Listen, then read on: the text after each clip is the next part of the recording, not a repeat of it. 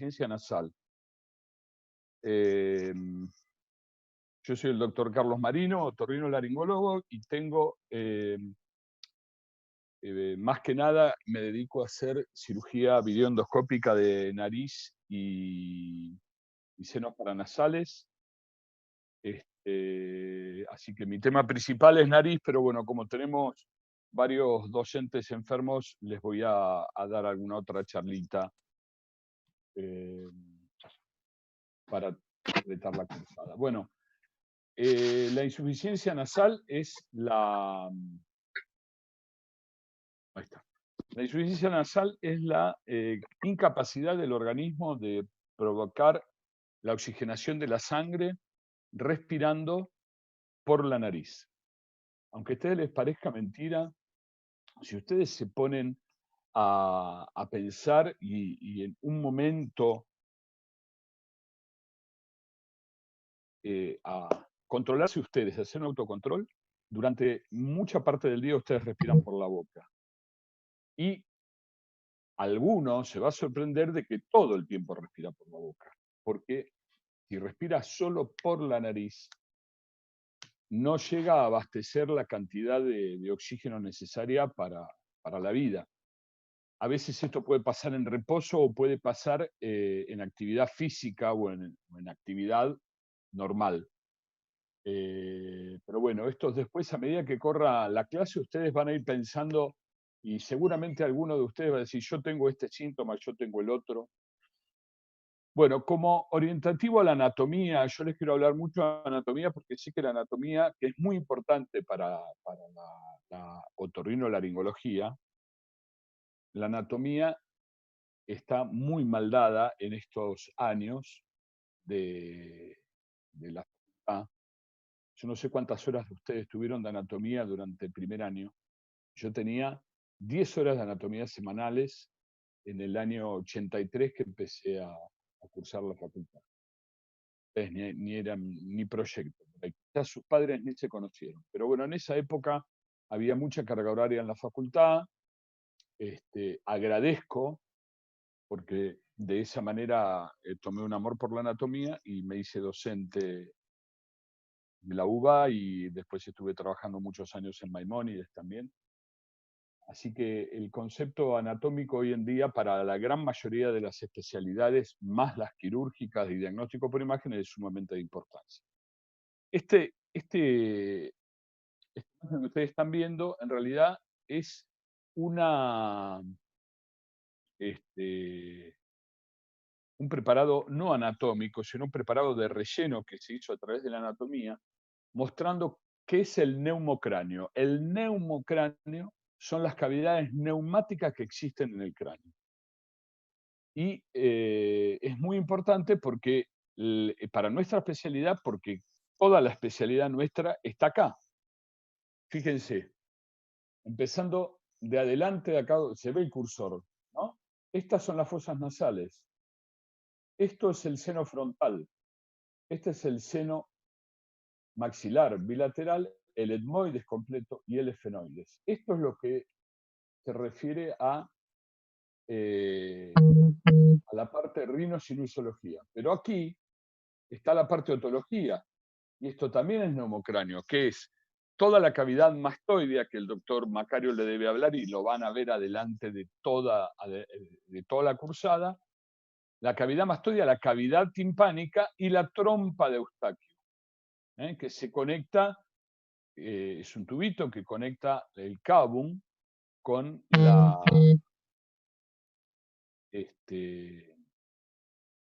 con el oído medio.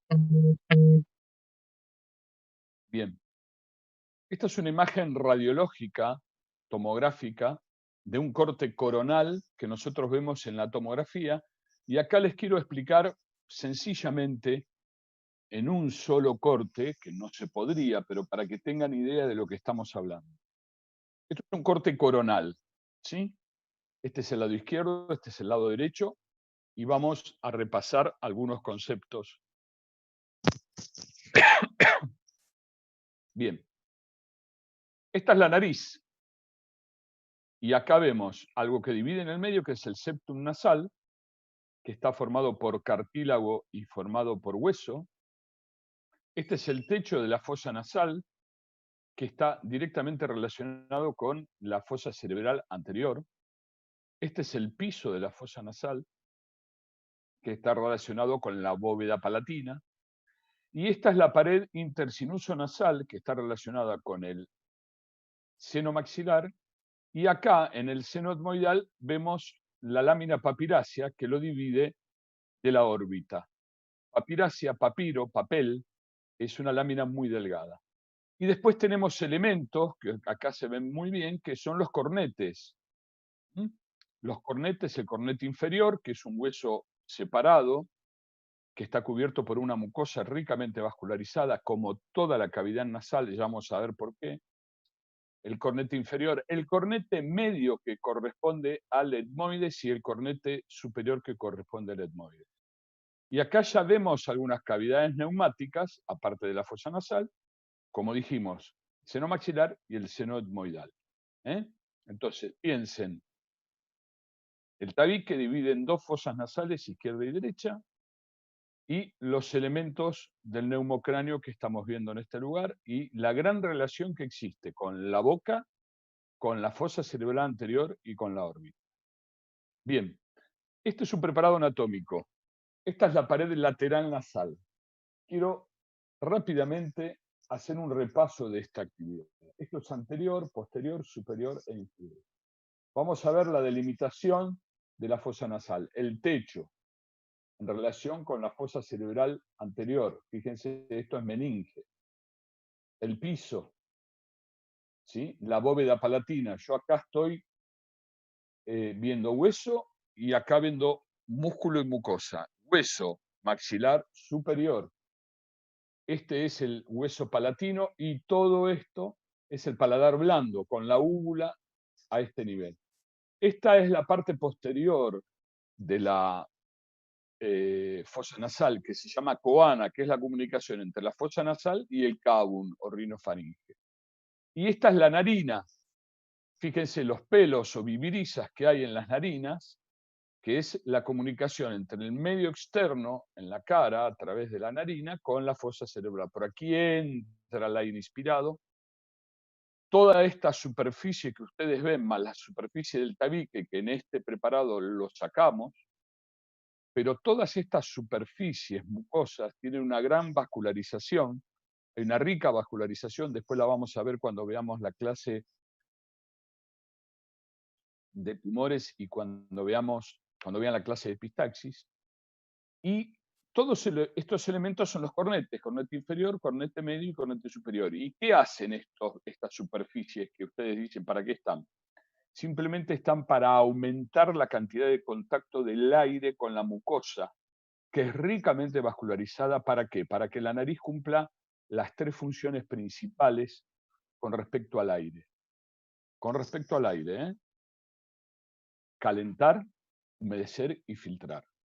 Todo el aire que entra por acá contacta con toda la mucosa ricamente vascularizada, se pegan las sustancias que son impuras para el aire, se calientan las moléculas de aire y se humedifican por estar la mucosa húmeda. Y pasan a la vía respiratoria, al árbol bronquial, traqueobronquial, y a realizar la perfecta hematosis en condiciones buenas, de humedad, de filtrado, ¿sí? Y de temperatura. Si nosotros bloqueamos la nariz por alguna causa, que vamos a ver un montón, ustedes van a tener una mala calidad de aire, ¿sí? Bueno, repasamos la anatomía. Entonces, habíamos dicho los límites. Vamos a ver qué elementos vemos. Viene acá en el piso todo el cornete inferior, con la cabeza, el cuerpo y la cola. El cornete medio, cabeza, cuerpo y cola. El cornete superior, que es muy pequeño. A veces suele haber un cornete supremo, un cuarto cornete, que es una variedad anatómica. Y acá en el corte podemos ver algunos elementos que nos da la posibilidad, de hecho, por el corte. Uno es el seno frontal. otro es el etmoides posterior y otro es el efenoide. Y acá vemos otros elementos muy importantes que vamos a ver a lo largo de toda la cursada. Esto es el orificio de la trompa de Eustaquio. Esto se llama torus tubarius, ¿sí? Y esto es el cabo. Si yo me meto por acá con algo muy delgado, me voy a ir por la trompa de Eustaquio al oído medio. Fíjense, acá hay un elemento muy importante también que está en relación con el efenoides, ¿eh? Que es la glándula hipófisis. Y esto es todo el cuerpo del hueso efenoide, también denominado clivo. Bien. Vamos a detenernos un poquito en esta zona que se llama complejo osteometal, que es muy importante para la funcionalidad de los senos paranasales.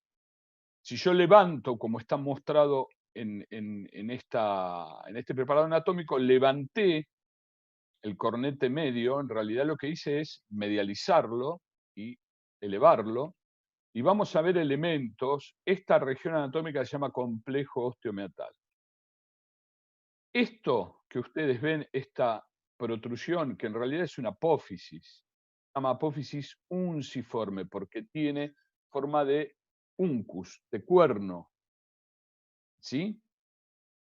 Está todo recubierto por una mucosa respiratoria, funcional, ciliada, con glándulas caliciformes, como todo el árbol respiratorio. Esto que ustedes ven acá es la gran celdilla etmoidal que está constante y que está siempre presente, se llama bula etmoidalis. Y acá hay un canal que se llama infundíbulo. Cuando nosotros inspiramos, el aire pasa de largo por acá. Pasa y va a los pulmones. Cuando nosotros expiramos, cuando sacamos el aire y por la nariz, el aire ya no está puro, sino que está con un aumento del dióxido de carbono y un aumento del nitrógeno. Hay un equilibrio. Justamente ese aire es el que necesitamos para la buena funcionalidad de los senos paranasales. Sale el aire, viene por acá, ¿sí? Choca con esta apófisis unciforme y se distribuye en el infundíbulo. ¿Por qué? Porque acá vamos a tener un conducto que es el conducto del seno frontal, se va a distribuir por todas las celdillas etmoidales. Vamos a ver algunos, en otros preparados vamos a ver imágenes de los ostium de ventilación del etmoides, y acá dentro, metido, ahora lo vamos a ver en otro preparado, está el ostium del seno maxilar. Fíjense que los senos paranasales no se oxigenan o no se nutren de aire en la inspiración, sino en la expiración. ¿Sí? Fíjense, este es un dibujito. El aire entra más que nada por el piso, ¿sí? Hay un gran flujo de aire en la zona media y un flujo turbulento en la zona alta. ¿Y por qué es un flujo turbulento y de menor cantidad de aire? Porque acá no necesitamos tanto el aire para respirar. Sí, aquí están los receptores del olfato. Entonces necesitamos que el aire inspirado esté un poquito más de tiempo en la zona para que impregne el receptor, que es un receptor químico, y que va a percibir los olores. Acuérdense que el olfato es tanto como el gusto, es este, Sentidos químicos. un sentido químico. No me salía la palabra sentido, porque me mezclé con el COVID para decirle qué importancia tiene hoy en día esto. Que el nervio, de las terminales nerviosas del primer par craneal del nervio olfatorio está en íntimo contacto con la mucosa. Y justamente muchas veces, como el virus suele entrar por la nariz, es el primer lugar donde afecta. Bien, gracias Ale por tu colaboración, no me salía sentido. Bien, y esto es lo que yo les comentaba antes. Todas estas superficies que son los cornetes, que aumentan la superficie de contacto, generan un aumento del contacto con el aire inspirado y van a generar una salida de aire hacia el árbol traqueobronquial con una calidad superior en cuanto a humedad, temperatura y filtrado. Bien, vamos a hablar de la insuficiencia nasal. ¿Qué es la insuficiencia nasal? Como les dije antes, la incapacidad de lograr la ventilación con, pasando aire a través de la nariz exclusivamente, o sea, solo aire nasal, como debe ser. Causas, muchas. Atresia de coanas y atresia de narinas son causas congénitas. Esto se ve en el recién nacido. Generalmente la atresia de coanas puede ser uniobilateral. La unilateral es muy común y a veces no detectable, por eso a los chicos apenas nace el neonatólogo, cuando lo recibe, le pasa una sondita de Nelaton por cada narina y la tiene que ver pasar por la fauces. Eso quiere decir que las coanas están permeables. Y la atresia de narinas generalmente son malformaciones que van, perdón, termino con coanas. La bilateral es una patología mucho más complicada que está acompañada de un cuadro que se denomina Chargue, que tiene alteraciones del ojo, del corazón, de los genitales, mucho más complicado, hay que resolverlo inmediatamente. La atresia de narinas generalmente son malformaciones congénitas de la cara muy, muy, muy graves. Pero lo más común son estas patologías que vamos a ver a lo largo de la charla. La desviación de tabique en la edad de a partir de la adolescencia en adelante, la más frecuente, la hipertrofia de cornetes, que es característico hoy en día más que nada por la alergia, las formaciones de Caun, que vamos a ver mucho en chicos, la hipertrofia adenoidea, que ahora la vamos a ver, tumores de fosas nasales y traumas. Los tumores, por suerte, son raros, no raros, hay tumores, pero no son tan frecuentes como las que vimos antes, los traumatismos faciales que incluyen la nariz. Esto que ustedes ven acá es la fascia adenoidea. Esto ustedes van a reconocer a la gente a partir de ahora cuando vean una fascia adenoidea. La boca abierta, la retrognatia, la mandíbula poco desarrollada, y la boca abierta con los incisivos expuestos al aire por pérdida del tono de los músculos del orbicular, del músculo del labio superior. ¿Por qué? Porque tiene que estar con la boca abierta para oxigenarse, porque si cierran la boca, el aire no pasa por la nariz. Entonces, esto es una característica. Cuando uno ve entrar al paciente al consultorio, ya te das cuenta que ese es un paciente, sea chico o grande, de lo que está padeciendo. Obviamente de que si lo vemos babear, obviamente que si lo vemos con ojeras, ya nos damos cuenta que ese chico no deglute bien, o un adulto, y si es un chico, más que nada se ve de que no pasa bien la noche porque tiene micro despertares, que vamos a ver lo que es el síndrome de apneas de sueño. Pero ya vemos esto, y les voy a dar un concepto para que ya tengan grabado. A la edad del desarrollo craneofacial, la funcionalidad nasal es lo más importante para un buen desarrollo craneofacial, tanto de todos los huesos de la cara, de la dentición, la bóveda palatina, ¿m? Los maxilares y la buena distribución de aire en los pulmones. Muchos pacientes van a ortodoncia porque tienen apiñamiento dentario, tienen un montón de trastornos ortognáticos y nunca le revisan si el paciente respira bien. Fundamentalmente, hay que ver si un chico que tiene trastornos en la dentición está respirando bien. Todo lo que hagan para mejorarle la ortodoncia no sirve si no respira bien por la nariz. Bien, fíjense, la hipertrofia adenoidea, ustedes van a ver bastante cuando, bueno, ayer vieron ya, ¿no? Infantil, la hipertrofia de amígdalas y adenoides.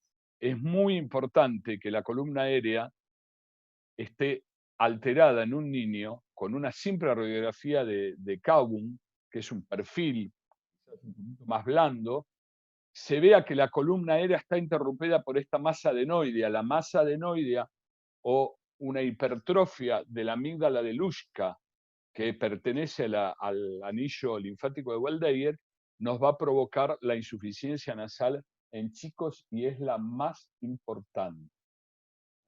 Fíjense en este dibujito, una adenoides normal está por acá y una hipertrofia adenoidea obstruyendo el paso del aire.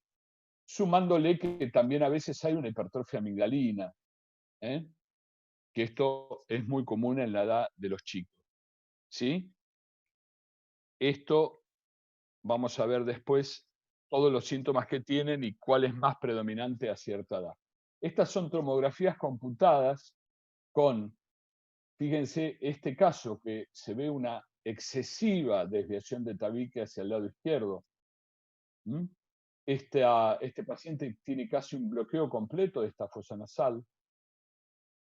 Y en este caso, otra tomografía con un cornete medio bulloso, que es una variedad anatómica, que es la formación de un cornete medio, fíjense del lado derecho que es normal, y fíjense el cornete izquierdo que tiene el desarrollo de una cavidad neumática extra, con la consecuente desviación del tabique. Fíjense cómo está desviado el tabique hacia la derecha y el crecimiento del cornete bulloso.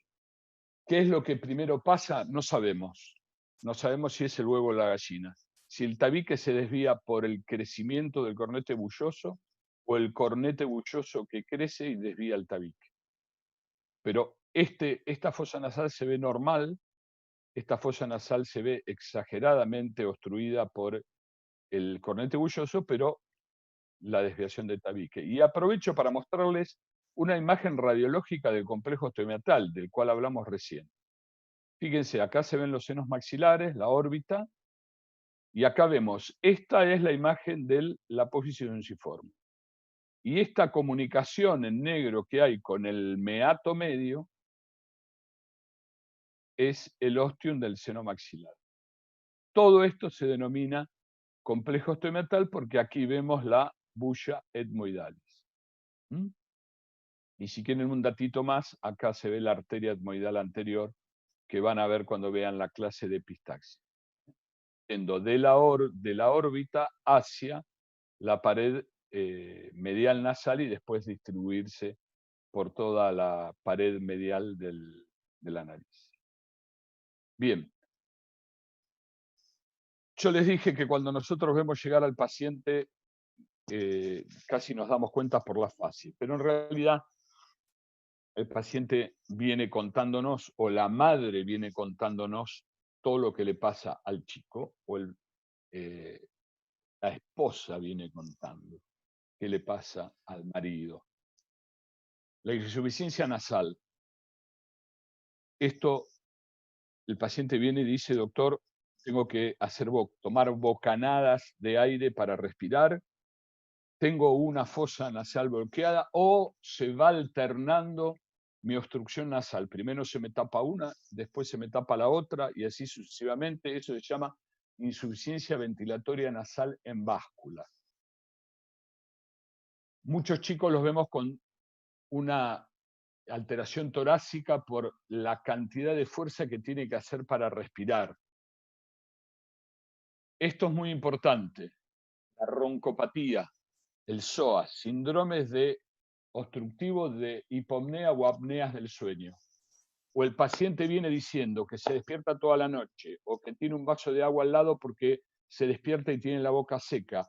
O la mamá dice que el hijo ronca y hace apneas del sueño. O la esposa viene y me dice, doctor, se lo dejo acá, arréglelo y mándemelo cuando esté resuelto porque no lo banco más como ronca o por el miedo que me da cuando hace apneas nocturnas.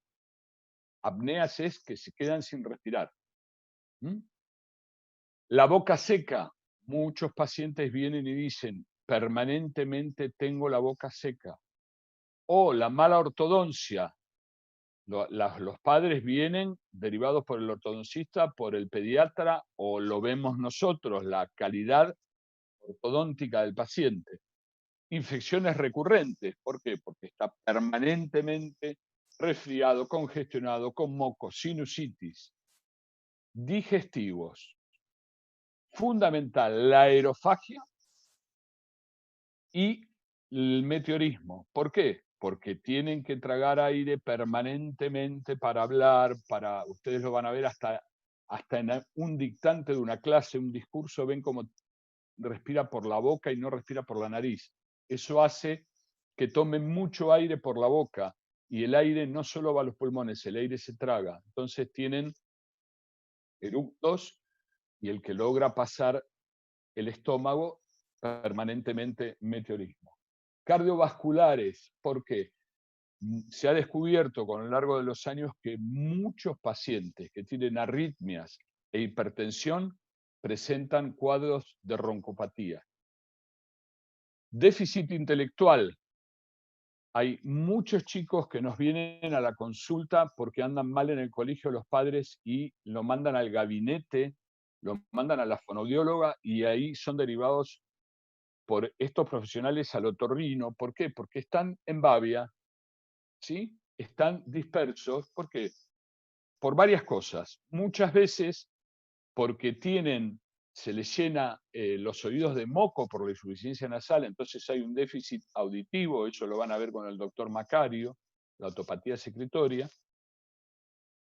Y si no, porque están somnolientos, porque durante la noche no durmieron y durante el día tienen que recuperar y están obnubilados, con sueño, con déficit de atención, como vemos acá. Todo esto, una cosa conlleva a la otra. Hay mucha gente que no puede manejar, pero muchos adultos que no pueden manejar.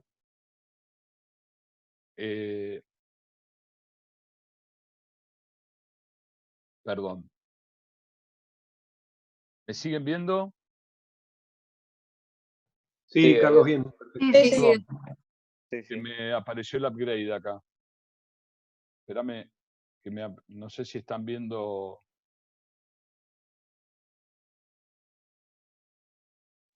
Sí, te vemos a vos y a la pantalla.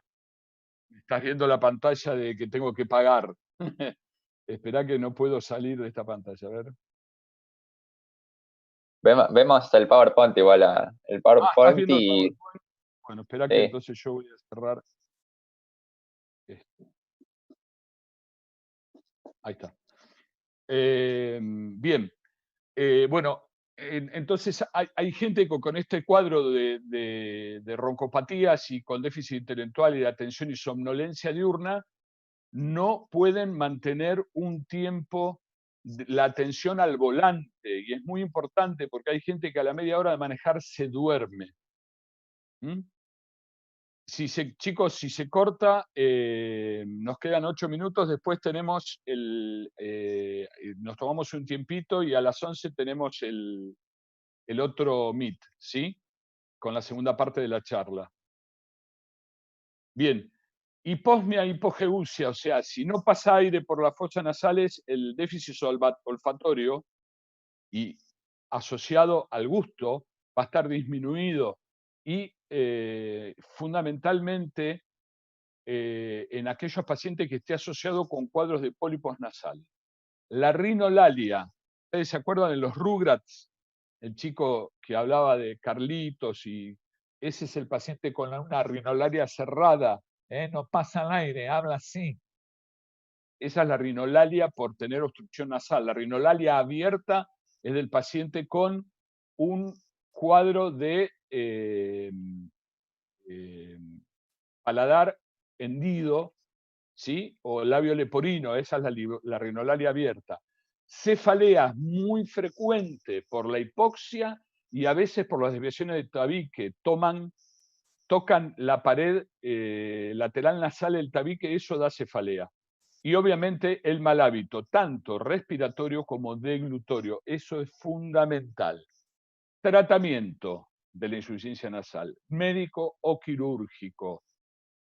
Médico, si hablamos de el tratamiento porque es un paciente alérgico, que vamos a ver, las rinitis alérgicas son muy importantes, son pacientes que están permanentemente estornudando con insuficiencia nasal, rinorrea acuosa, tanto anterior o posterior, el drip posterior o goteo posterior, ¿sí?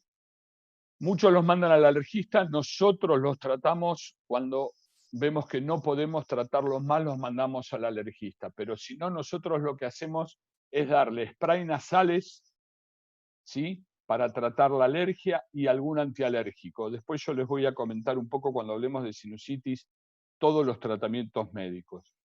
Y si no, el tratamiento quirúrgico. ¿Qué tratamiento quirúrgico tenemos que ofrecerle al paciente con insuficiencia nasal? Tratar la causa, desde la perforación de coanas, la desviación de tabique, la hipertrofia de cornetes y la cirugía en los niños, hipertrofia adenoidea y amigdalina, el tratamiento de la adenoamigdalectomía, que la gran mayoría de ustedes quizás estén operados, quizás no, porque hoy la tendencia es a ser más conservadores, pero en mi época operaban familias enteras, o sea, a mí me operaron ya que lo operaban a mi hermano mayor, y en épocas anteriores a la mía ibas al colegio y te decían, mañana trae la toalla a 5 chicos y los operaban en el colegio de amígdalas adenoides, con anestesia local. A mí también me operaron con anestesia local. Cosa que hoy en día ni se nos ocurriría en el siglo XXI pensar en hacer una amigdalectomía en un colegio a un chico con anestesia local. Pero bueno, estas cosas pasaban. Tratamiento quirúrgico de los pólipos nasales, de la hipertrofia de cornete, después les voy a mostrar videos y vamos a tener muchos. Y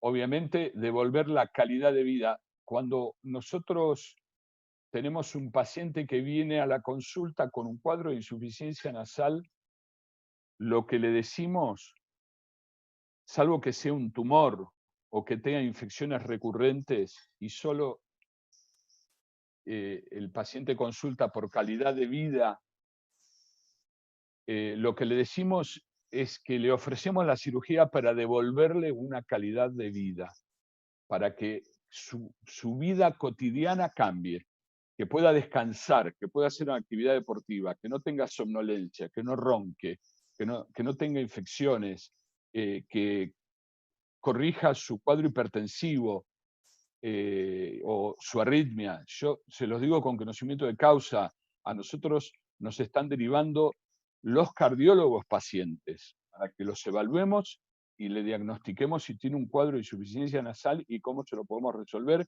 porque sabemos que con un tratamiento médico, la gran mayoría es quirúrgico, se lo resolvamos, le devolvamos calidad de vida y le devolvamos salud en todos los aspectos.